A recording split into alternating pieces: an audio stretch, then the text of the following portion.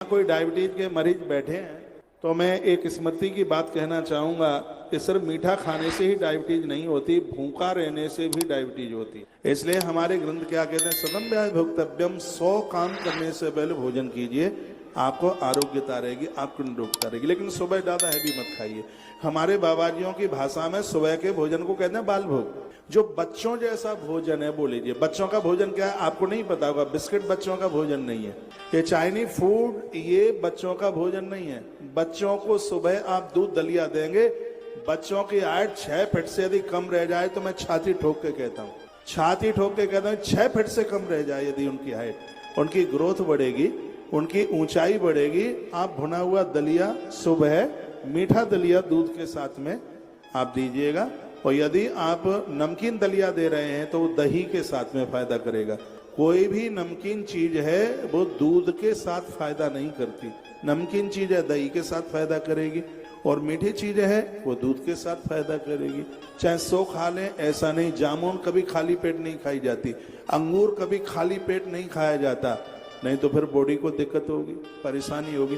खाली पेट दूध के साथ में केला आप ले सकते हैं, दूध के साथ आप सेब ले सकते हैं। खाली पेट ये कुछ है फल वो आप ले सकते हैं। तो मैं निवेदन कर रहा था, सुबह का जो प्रसाद है वो बच्चों जैसा, बच्चों बाल भोग, यानी बच्चों के लिए जैसे दूध और दलिया ज्यादा फायदा करता है, सुबह के समय में कुछ हल्का सा आप ले लें जो आपके लिए बहुत फायदा होगा। दोपहर के भोजन को कहते हैं राजभोग।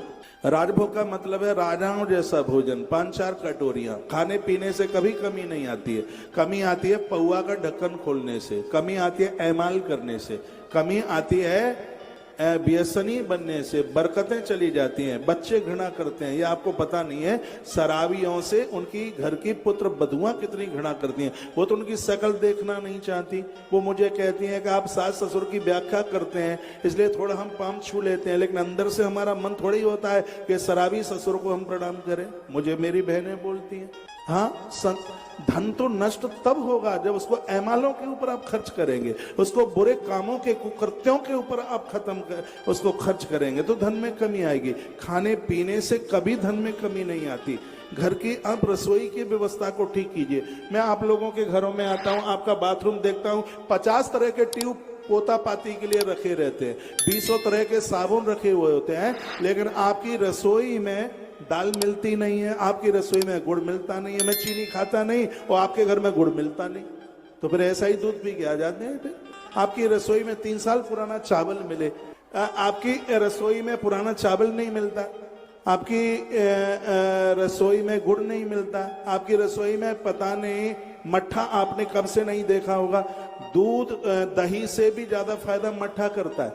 यदि किसी को बवासीर की बीमारी हो तो 3 दिन में खत्म होती है ये बीमारी। नारियल की जटा निकालो, उसको जलाओ और उसको जलाकर उस राख को मट्ठा में डालकर थोड़ा काला नमक डालकर उस मरीज को 3 दिन दे दीजिएगा, खूनी बवासीर भी पायल समाप्त हो जाएगा। ये मट्ठा का प्रभाव है। उसको आप दही में डालते हो तो उतना प्रभावी नहीं होता, उसको आप मट्ठा में डाल देते हो तो तत्काल अपना असर दिखा देता है वह।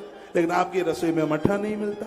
दही की कड़ी उतनी जोरदार नहीं होती जितना कि मट्ठा की कड़ी जितनी जोरदार होती है। आलू दही वाला उतना प्रभावी नहीं जितना कि मैनपुरी साइड के लोग बैठे हैं उनको पूछ लेना, जितना कि मट्ठा का आलू जितना प्रभावी होता है। मट्ठा के आलू का अपना प्रभाव। तैयार हो जाइए, अगला विशाल कार्यक्रम मैनपुरी की धरती पर है। गौ महामहोत्सव, दूसरा गौ महामहोत्सव मैनपुरी की धरती